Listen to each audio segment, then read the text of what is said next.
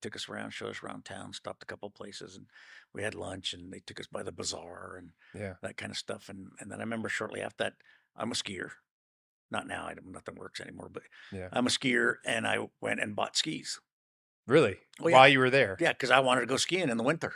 Man, that would have been Because so winter was cool. coming. I know, it would have been awesome, and I would have loved it. It would have been awesome. I was like, "Oh my gosh," but, that didn't happen. So anyway, Yeah.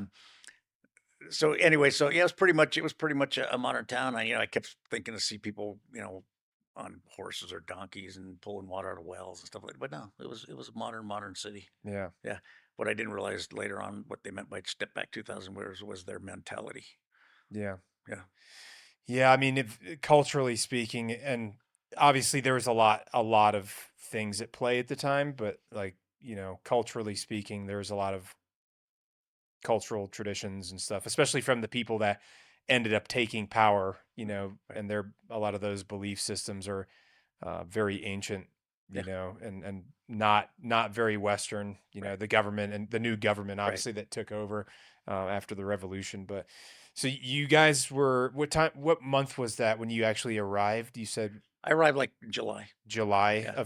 of 1979, 1979. and then how many months were you there before things started to seem like it was getting kind of sketchy? September.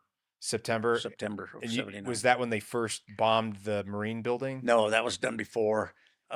So the Shah of Iran was let into the United States When did that happen? in 1979, like right around September of that year. I believe it was September of that year. Okay, so September was when the Right. Shah left, Right. No, no, and he'd left in February of 1979, like January, February. He got through a coup. oh, They threw him out of the country.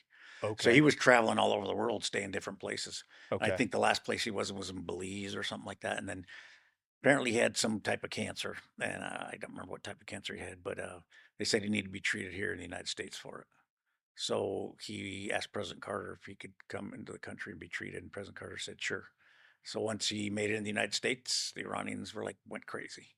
They yeah, started coming around at night honking horns and yelling and all kinds of stuff, and then like about a week after, then all the demonstrations started. Slow, they were small, 100 people, in September. in September that year. Yeah, yeah, Okay, yeah. and so what was like a daily experience working at the embassy like for you when like in the September time frame?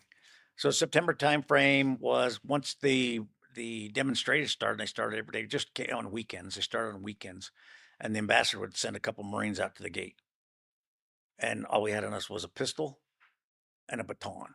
What kind of But pistol? 38, I think it was a Model 19. A 38 Yeah, Model 19.